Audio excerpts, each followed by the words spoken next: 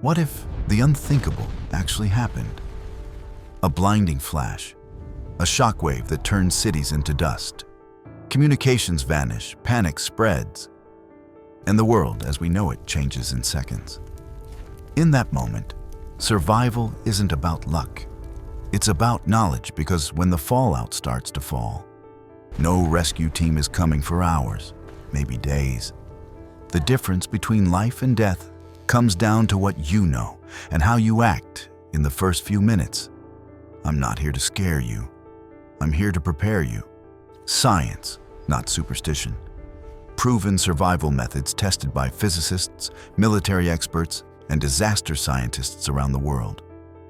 Today, we're breaking down the 4 pillars of atomic survival: food, fire, shelter, water, and how to use them in 6 scientific, step-by-step phases designed to help you and your family live through what others might not. Stay calm, stay sharp. If you love learning life-saving science and survival secrets like this, don't forget to like, share, comment, and subscribe this channel, because curiosity and knowledge can save your life and your family one day. Phase 1. Immediate response that decides everything. You see a flash, brighter than the sun. Don't look, don't run to the window. Drop, cover, hold. Those 3 seconds decide if you live to see the next minute. When a nuclear blast happens, light travels faster than sound. That blinding white flash can burn skin miles away. If you see it, it's already happened. Your best move? Hit the ground. Get low. Hide your face. Cover your skin. Anything between you and the fireball matters. Walls, cars, even a concrete bench. After the flash comes the blast. It hits seconds later. Winds strong enough to throw cars, shatter glass, tear roofs away. If you're outside, lie flat, feet toward the blast, hands overhead. If you're inside, stay away from windows. Glass becomes shrapnel. Stay under sturdy furniture if you can. Scientists call it overpressure. That means compressed air moving faster than sound. You can't outrun it. You can only shelter from it. The light fades. The wind dies. Then dust starts to fall. That dust is fallout. Tiny radioactive particles carried by the wind. You can't see the danger, but it's real. Fallout gives off radiation for hours and days after the explosion. It sticks to clothes, skin, roofs, water, everything.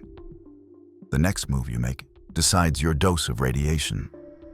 It's time to use the science of time, distance, and shielding. These are the 3 golden rules of radiation safety. The less time you're exposed, the lower your dose. The farther you are from fallout, the safer you are. Thick materials block radiation. So your goal: get inside fast, stay inside long, and put mass between you and the outside world. Look for basements, parking garages, or underground levels. If none exist, choose the center of a large building. Hallways, bathrooms, closets. The more walls between you and the outside, the better. Don't drive. Roads will be blocked. Cars offer little protection from radiation. Run to the nearest solid building instead. Once inside, close all doors and windows. Turn off fans or air conditioners that pull air from outside.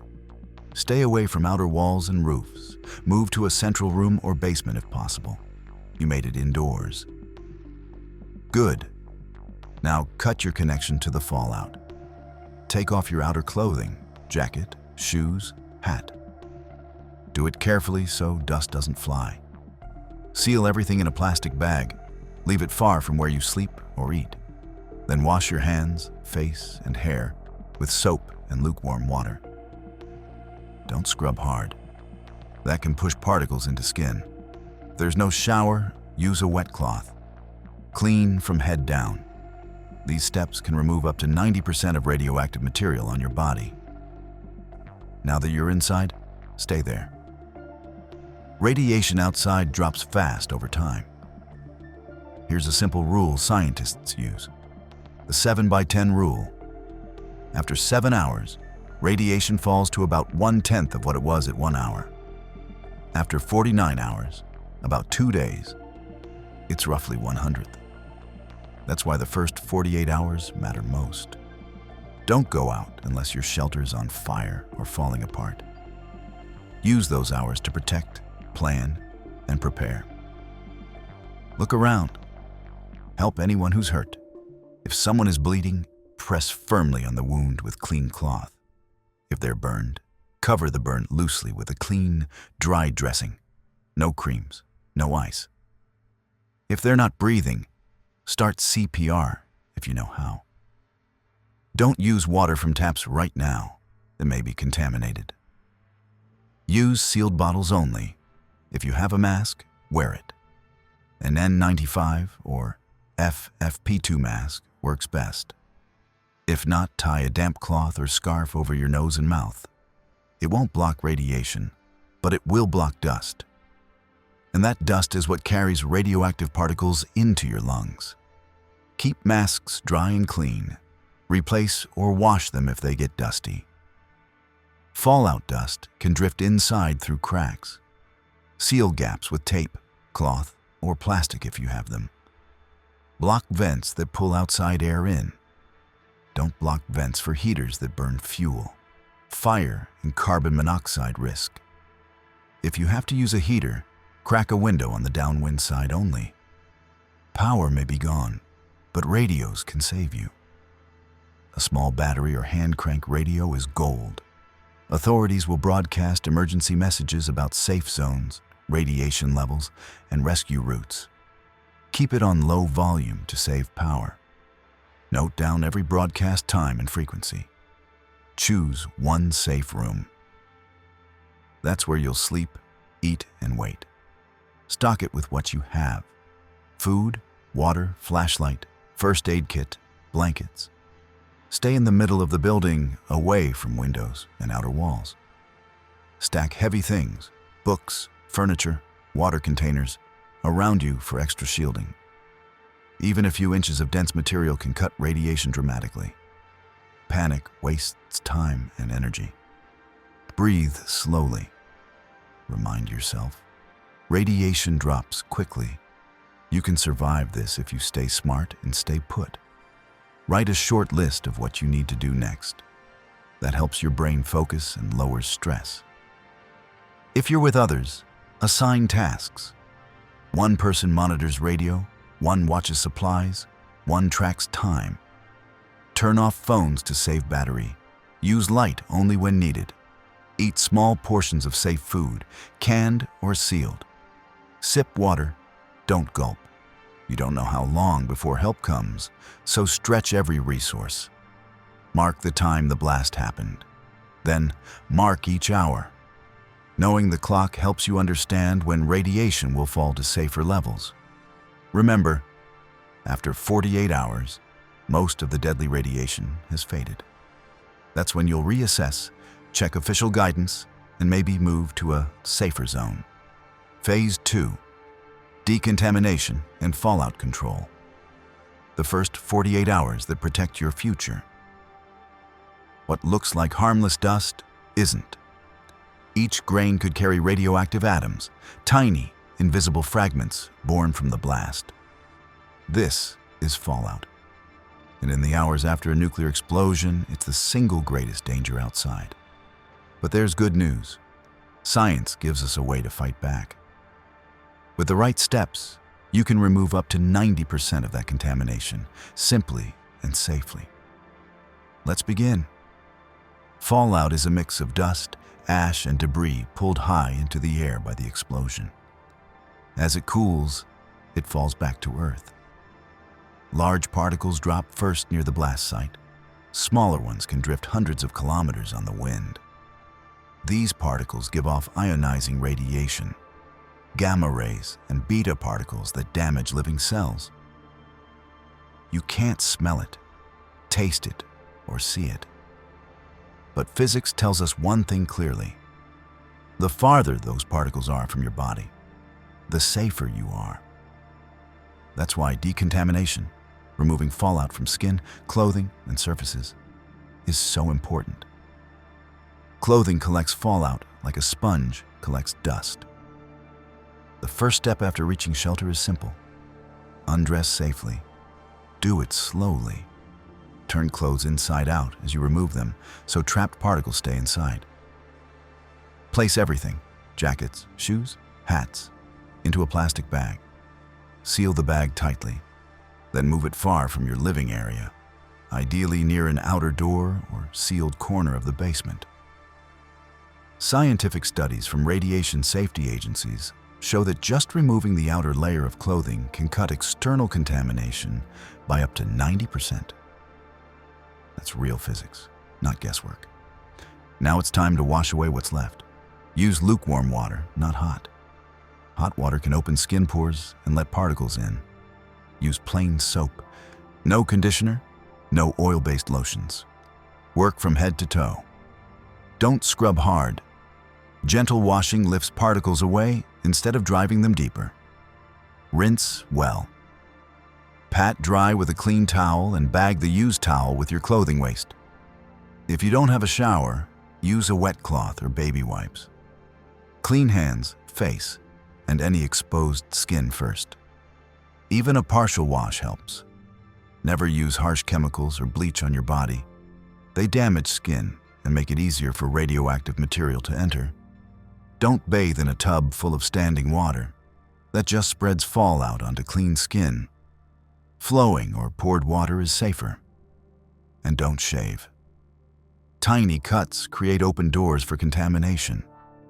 When fallout dust is in the air, breathing protection matters. If you have an N95, FFP2, or any certified particulate respirator, wear it. If not, fold a clean cotton cloth or t-shirt into several layers, dampen it slightly, and tie it over your nose and mouth. It won't stop radiation itself, but it blocks dust, the carrier of that radiation. Once your shelter is sealed and the air settles, remove the mask and keep it for short trips to other rooms if needed. Fallout can sneak in through small cracks and vents.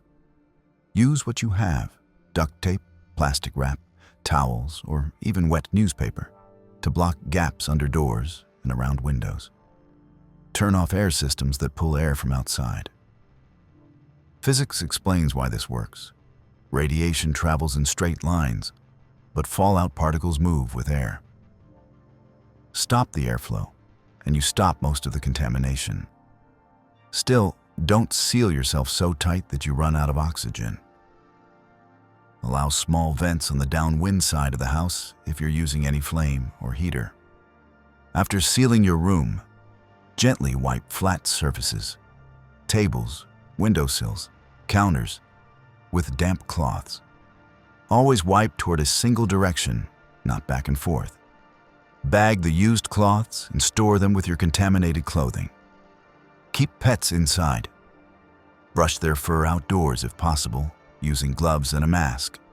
Then wash them quickly with water and mild soap. Avoid using vacuum cleaners that don't have HEPA filters. They can blow fine particles back into the air. You may have heard about potassium iodide tablets. They protect one organ, the thyroid, by filling it with stable iodine, so radioactive iodine has nowhere to attach. That protection works only for radioactive iodine, not for other isotopes like cesium or strontium. And it works best if taken before or soon after exposure under public health guidance. More tablets do not mean more safety. Too much K can harm your thyroid. So take it only when authorities instruct you to. Create 2 zones inside your shelter: a clean zone for living and sleeping, and a small entry zone for anything that comes in from outside. If you must step out for supplies or emergencies, keep a set of outside clothing near the door. When you return, remove it and bag it before re-entering the clean zone. Label the bags clearly.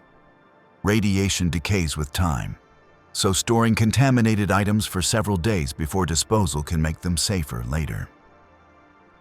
Tap water from underground pipes is often safer than open rainwater because it's shielded by soil. Still, use stored bottled water if you have it. When washing, use only a small amount, saving the rest for drinking. Remember, washing removes surface particles. Drinking water safety is a separate issue. We'll cover that in Phase 3. Within the first day, radiation outside may drop to 1/10 of its starting level. After 2 days, it can fall to 1/100th. That's why scientists and emergency planners say, shelter for at least 48 hours. Your walls and the time itself are working for you. Patience becomes protection. If you own a Geiger counter or a dosimeter, this is the time to use it. Record readings every few hours. Radiation should trend downward. If it suddenly rises inside, check your seals. Something may be leaking dust. If you don't have instruments, rely on official radio updates. Never trust rumors or social media claims without source verification. Decontamination isn't just about physics, it's about psychology. Order reduces panic. Make a daily checklist. Wipe surfaces. Wash hands before eating. Change masks if dusty record time and radio updates. Simple routines keep your mind calm and your environment clean. Fallout is invisible, but it obeys the same laws of nature as everything else. Mass blocks it. Time weakens it. Care removes it. In the end, decontamination isn't fear, it's control. And control is survival. Stay calm, stay clean, and stay inside. Because every hour you wait safely behind those walls, the danger outside fades a little more. Phase 3. Water safety and purification. Finding the source of life. In every disaster, one rule never changes. You can't live without water. After an atomic blast, clean water is more precious than gold. But here's the hard truth. Not all water is safe anymore. Fallout dust can land on lakes, rivers, rooftops, and open containers. Each particle might carry radioactive material that can harm your body from the inside.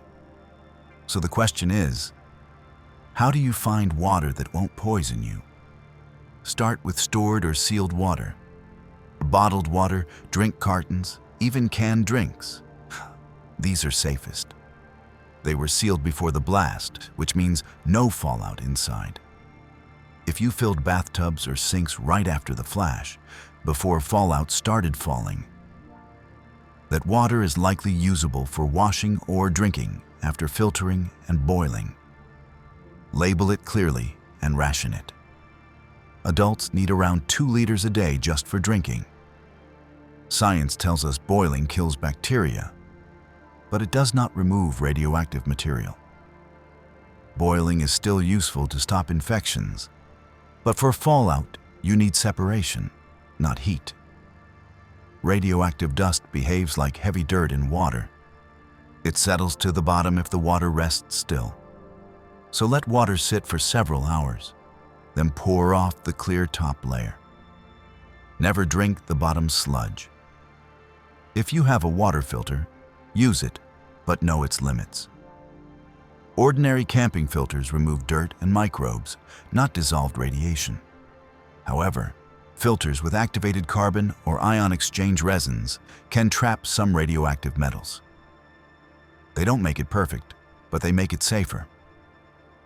The best field method is distillation. Boil water in one pot. Capture the steam on a cool surface like a metal lid or a plastic sheet, and let it drip into a clean container. Most radioactive particles stay behind in the original pot because they are heavy salts that don't evaporate. Distilled water is slower to make, but it's the cleanest you can get in the field. Don't collect rainwater or snow in the first few days after the blast. That's when fallout is still falling. Avoid open puddles, rivers, and lakes until radiation levels drop or authorities say it's safe. If you must use them, combine every method. Settle, filter, then distill. Underground sources, like deep wells, are usually safer because soil blocks most fallout. Pipes and tanks buried under earth can protect water naturally. Time is your ally again. Radioactive isotopes decay, and water exposed for several days often becomes less dangerous as particles settle or decay. Wait when you can. Filter when you must. Distill when you need to. Water is life. In an atomic emergency, it's also science. Understand how contamination works, and you turn fear into control. Every clean drop you drink keeps your body strong for the fight ahead. Phase 4. Food safety and survival nutrition. Eating to stay alive. After an atomic blast, hunger comes second only to thirst. But food can carry the same invisible danger as water. Fallout. Eating the wrong thing could mean swallowing radioactive dust. The right food can keep you strong, calm, and alive. Let's see what science says. Canned, bottled, or vacuum-sealed food is your best friend.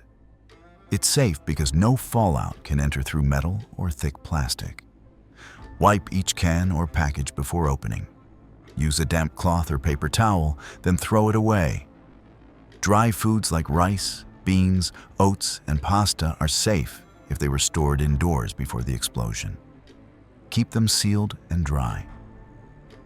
If you have pets, do the same for their food. If you must eat fresh food, vegetables, roots, or fruit, always wash and peel them first. Remove outer leaves, skins, or rinds. The goal is to get rid of surface fallout dust. Never eat food that was outside during the first days after the blast unless it's been cleaned this way. Don't eat mushrooms or wild greens. They absorb radioactive materials from soil more than other plants. Boiling, roasting, or frying kills bacteria. But it does not remove radioactive contamination inside the food. That's why the source matters more than the recipe. Always choose food that was stored indoors or sealed tight. Stress burns calories. Your body needs fuel, protein to repair, carbohydrates for energy, fat for warmth. Small, high-energy foods like nuts, peanut butter, or chocolate bars give long-lasting strength. Add salt if you can. It replaces what you lose through sweat and helps balance hydration. Eat small meals often. It keeps your blood sugar stable and your mind clear. In atomic survival, food isn't just about taste. It's science, calories, safety, and control. Choose sealed. Clean what you must. Eat smart. Every safe meal you eat gives your body power to survive the days ahead. Phase 5. Fire, heat, and energy management. The science of staying warm. When the lights go out, warmth becomes life. After an atomic event, power lines fail, gas lines break, and the air turns cold. But with a little science, you can keep the heat you have and make more safely. Insulation saves more energy than fire can create. Block drafts with blankets, towels, or plastic sheets. Close doors and gather everyone in one small room. Body heat adds up. Stay low to the ground. Warm air rises. Layer your clothing. Thin layers trap air, which acts like insulation. Wool and synthetic fabrics stay warm even when damp. If you must light a fire, choose safety over size. Never burn indoors unless you have a working chimney or open vent. Smoke kills faster than cold. Use candles, oil lamps, or small stoves rated for indoor use. Keep open flames away from plastic or taped windows. Fuel options: dry wood, alcohol burners, or charcoal only outdoors. Each releases carbon monoxide, invisible and deadly in closed rooms. Body movement creates heat too. Light exercise, stretching or pacing, raises core temperature. And in survival, every calorie you eat is energy. Eat warm foods if possible. Even warm water helps circulation. Fire is ancient science. Heat, fuel, and air. Control it, respect it, and it will keep you alive through the longest nights. Phase 6. Shelter, mind, and long-term survival. The science of endurance. When the blast fades and days turn to weeks, survival becomes a science of patience. Your shelter isn't just walls. It's a living system that protects your body and your mind. Keep it clean, dry, and organized. Moisture grows mold. Clutter spreads stress. Air out the room for short periods once radiation levels drop. Fresh air renews oxygen and spirit alike.